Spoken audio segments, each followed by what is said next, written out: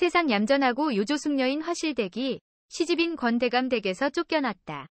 3년을 기다렸는데도 아이를 못 낳는 성녀로 낙인 찍힌 것이다. 보따리 하나 달랑 들고 사랑방으로 가 시아버지 권대감에게 큰 절을 올려 작별 인사를 했다. 눈물을 훔친 권대감이 묵직한 전대를 밀어줬다. 표독스러운 시어머니는 며느리와 조우하지 않겠다고 아침 수저를 놓기 바쁘게 마실을 각오 없었다. 별당에서 과거 공부를 하는 신랑 권초 씨에게 작별 인사를 하자 그는 화실댁 치맛자락에 얼굴을 묻고 오래오래 흐느꼈다. 화실댁은 울지 않았다. 입을 옥다물었다. 속은 수치되었고 눈물샘은 말라붙어 나올 눈물도 없었다. 백일 기도를 올렸고 평소에도 의지했던 유아사 주지스님께 작별 인사를 올린 뒤 승복 한 벌을 얻어입고 삿갓을 쓰자 영락없는 남자 중 탁발승이 되었다. 될 대로 되라지 인생이 별건가. 죽기 아니면 까무러치기지. 화실댁은 체념하고 나니 오히려 마음이 편해졌다. 조선 땅에 태어나서 금강산도 못 가보고 죽을 수는 없는 일이다. 들판에는 아지랑이 아른거리고 햇살은 잠풍 내려앉아 대지를 흔들어 깨운다. 산 넘고 물 건너 금강산을 향하여 걷고 또 걸었다. 소백산 자락, 중령곡의 마루에 오르자 마주보는 시커먼 도솔봉에 금음달이 걸리고 주막초롱이 바람에 흔들린다. 스님, 어쩌지요. 방이 꽉 찼는데. 할 수 없이 합방했다. 이목구비가 훤칠한 남자가 개다리 소반을 차고 앉아 국밥에 자작술을 하고 있다가 얼른 술잔을 놓고 합장했다. 벽에 걸린 도포나 큰 가스로 봐 막대 먹은 장돌뱅이가 아닌 게 다행이다. 스님, 국차 한 잔 들어보세요. 세상만사가 불심으로 넘쳐납니다. 에라, 모르겠다. 널름 술잔을 받아 한 잔 쭉 들이켜고 나니 간땡이가 부풀어 올랐다. 화실댁이 삿갓을 벗으니 머리를 올린 제가 보살임이 드러났으나 마음이 편안하였다. 화실댁이 너비하니 안주 한 접시에 청주한 호리병을 샀다. 이 싱거운 남자가 술잔을 계속 비우더니 파랗고 본색을 드러냈다. 부잣집 아들로 과거에 계속 낙방하자 노름꾼의 오입쟁이의 술주정뱅이가 되었다. 자신은 동기 머리도 얹어졌고 대갓집 안방마님도 안아보고 심지어 무당까지 품어봤는데 단 한 사람, 여승을 안아보지 못했다며 화실댁을 찬찬히 훑어봤다. 화실댁도 은장도를 빼들지 않았다. 그날 밤 화실댁은 달고 다른 이 오입쟁이로부터 기상천외한 희롱을 당하고는 금강산 구경을 하고 용소에 몸을 던지려던 생각을 거둬들였다. 양반집 며느리가 아니어도 살만한 인생이란 걸 깨달았다. 몇 날 며칠을 걸었나 마침내 꿈에 그리던 금강산 구경을 했지만 유점사에는 들어가지 않았다. 거강꾼을 찾아 금강산으로 가는 초입마을에 아담한 집을 사서 주막을 차렸다.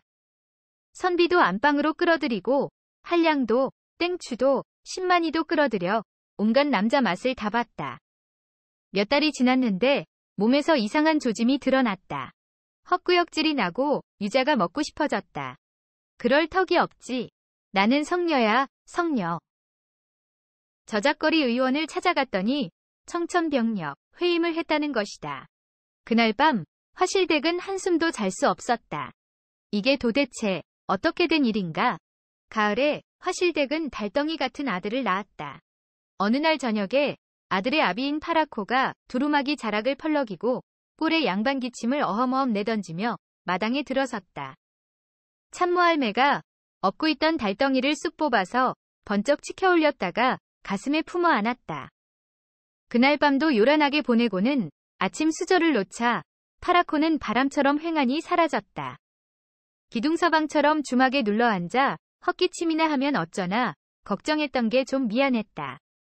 그럭저럭 좋은 세월이 흐르는데 시댁이 어찌 됐는지 궁금해서 견딜 수가 없었다. 주막집을 소개해준 거강꾼을 불러 고향 풍기에 내려보냈다. 한 달 만에 돌아온 거강꾼으로부터 놀라운 얘기를 들었다. 신랑 권초씨도 새로 들인 제취로부터 아들을 얻어 금이야 옥이야 집안이 들떠있다는 것이다. 풍기에서는 이상한 소문이 떠돌고 있었다. 쫄딱 망한 양반집 홍진산의 셋째 딸은 15살 때부터 몰래 보부상 총각과 눈이 맞아 물레방앗간에서 수없이 치마를 벗다가 부자 양반집 권대감댁 제취며느리로 들어가 보부상의 아들을 낳아 탕난했는데 등잔 밑이 어둡다고 권대감댁에서는 남의 씨를 금이야 오기야 키운다는 것이다. 권대감댁만 모르는 웃음거리라고 했다.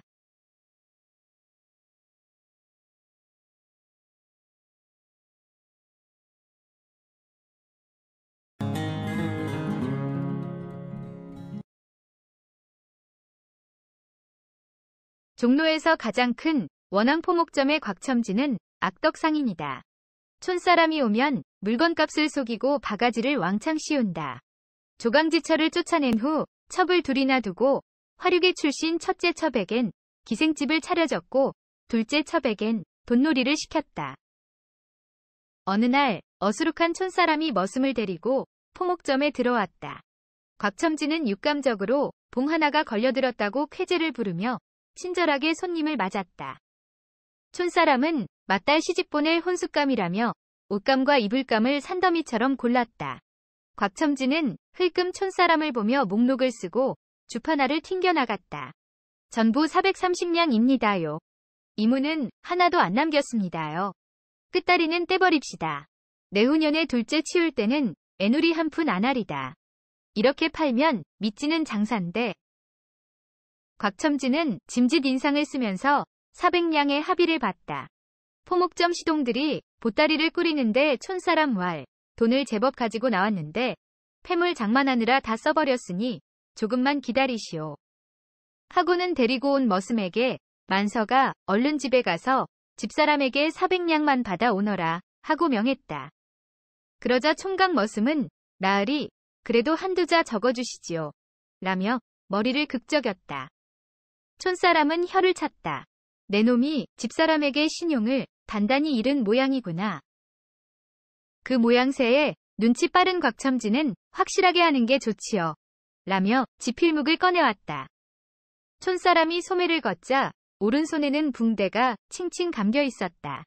끓는 물에 손을 대서 그가 붕대 감은 손으로 붓을 잡으려 애쓰자 곽첨지가 제가 받아 적을 테니 말씀만 하시라 며 얼른 붓을 받아들었다. 촌사람은 헛기침 후 문구를 불렀다. 임자, 이 사람 편에 400냥만 얼른 보내시오. 곽첨지가 쓴 편지를 받아든 머슴이 횡하니 포목점을 나갔다. 곽첨지는 자기가 점심을 사겠다며 촌사람의 소매를 잡아 끌었다. 두 사람은 포목점 뒤 술라 골목, 주막에 가서 막걸리를 곁들여 푸짐하게 점심을 먹었다. 한데 화장실에 간 촌사람은 오지 않았고 지겹게 기다리던 곽첨지가 화장실을 뒤져봐도 촌사람이 보이지 않는다. 포목점으로 돌아가 봐도 촌사람은 없고 돈 가지러 간 머슴도 오지 않았고 혼수 보따리만 덩그렇게 남아있었다. 그때까지도 곽첨지는 안심했다. 촌놈 여편네가 당장 400냥을 무슨 수로 구하겠어. 내일 오겠지. 그날 저녁 첫째 첩에게 간 곽첨지는 청천벽력 같은 소리를 듣는다. 아니 영감, 점심 나절에 갑자기 400냥은 무엇에 쓰려고. 깜짝 놀란 곽첨지는 대답도 안 하고 돌아 나와 돈놀이하는 둘째 첩에게 달려갔다. 영감 필적으로 그 사람 편에 400냥을 보내라고 했잖아요.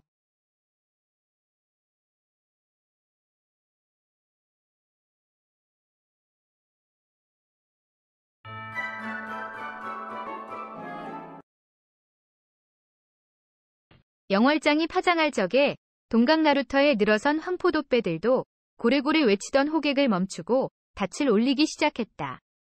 그때 10서너 살 먹은 소년이 어머니 손을 잡아당기고 한 손은 흔들며 헐레벌떡 달려왔다. 막 떠나가는 배에 어머니를 먼저 태우고 뛰어오른 소년이 배 난간을 잡고 울상이 돼 발을 동동 굴렀다. 배는 바람을 안고 강을 오르는데 신발 한 짝은 벗겨져 둥둥 거꾸로 떠내려가는 것이다.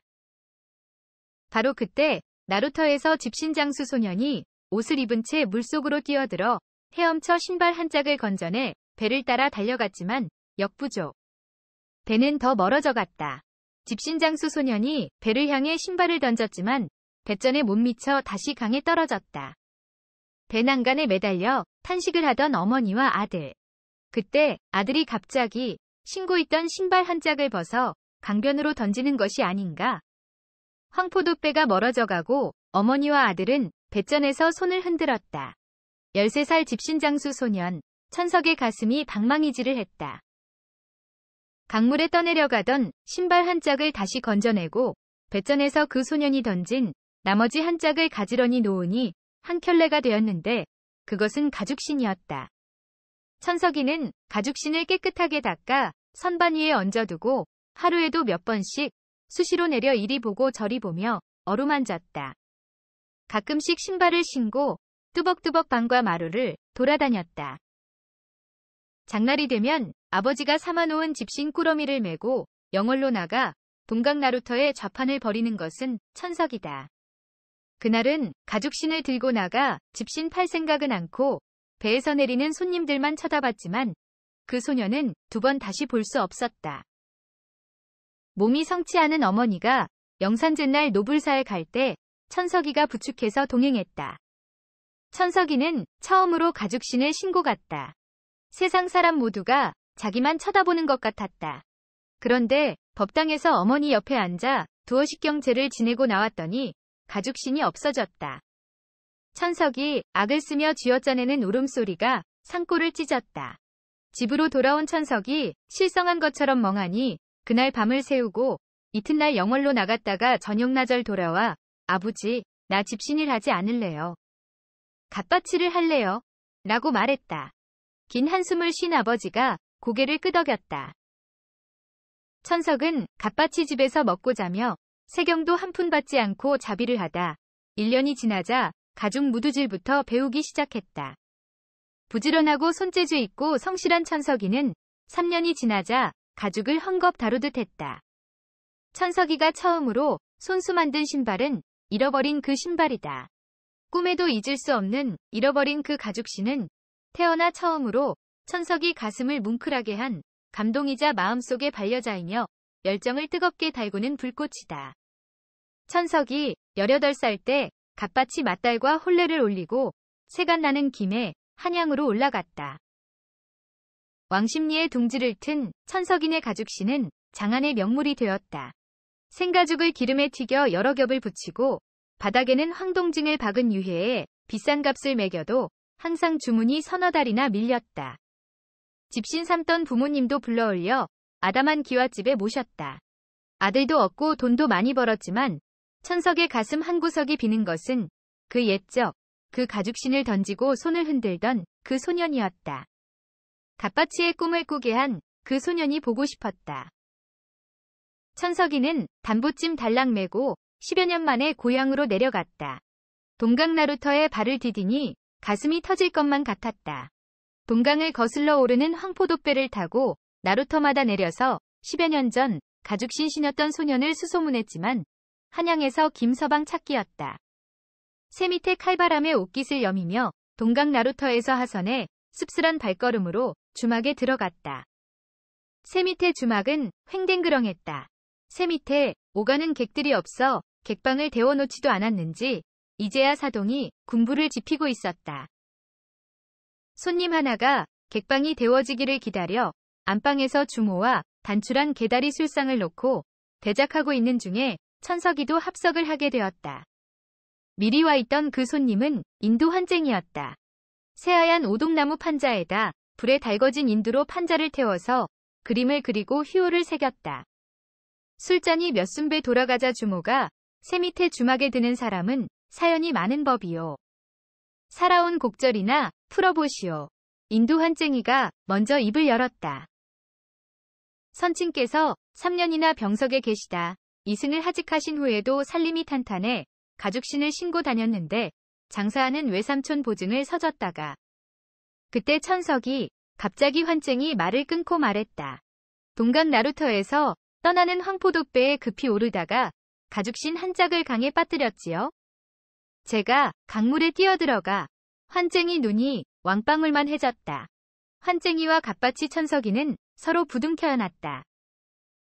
두 사람은 밤새도록 술을 마시며 한 살 많은 환쟁이에게 갑바치가 형님이라 불렀다. 이튿날 첫 배를 타고 환쟁이 부모 산소를 찾고 나서 형님 동생은 한양으로 올라갔다. 환쟁이는 가죽신의 인두로 매화를 그리고 난초를 그려 유해값을 훨씬 더 올려놓았다. 꽃피고 새 우는 춘삼월에 환쟁이는 천석이 처제와 혼례를 올렸다.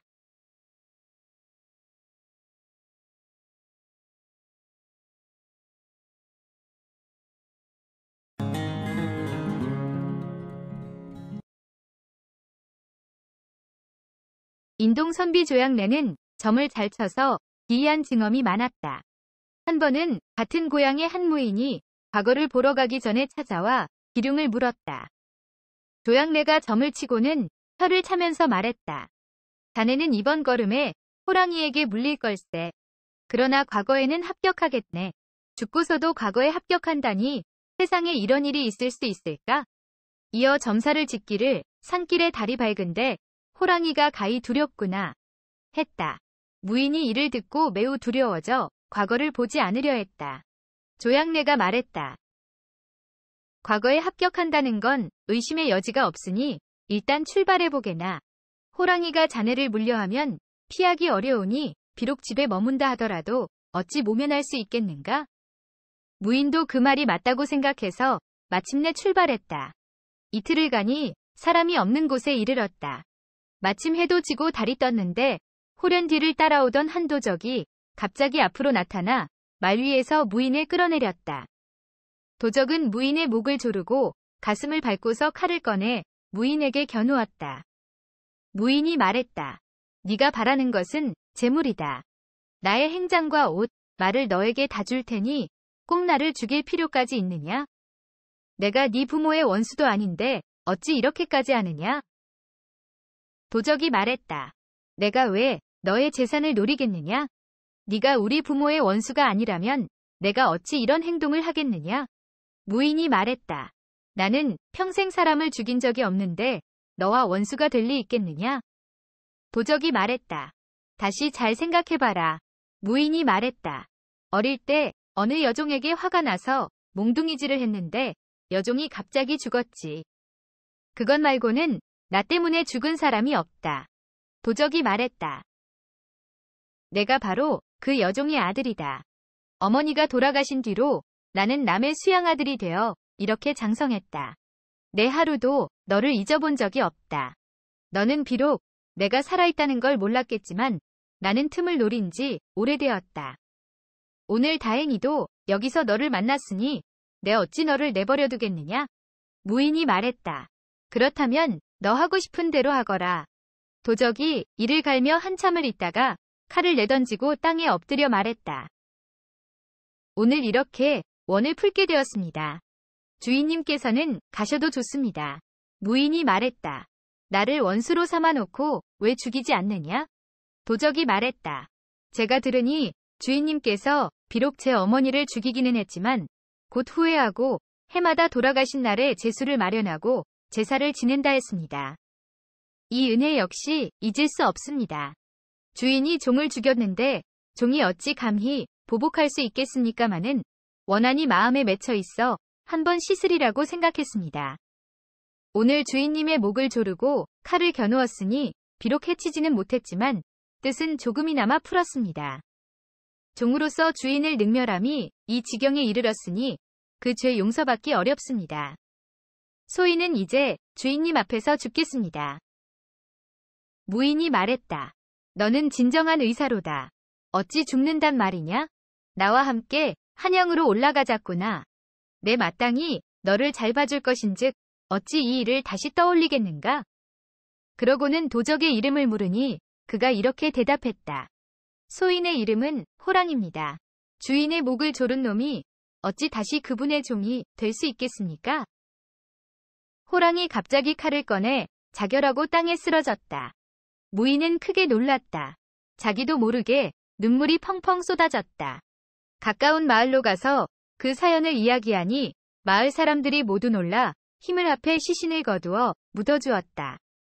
무인은 상경에 과연 장원급제했다.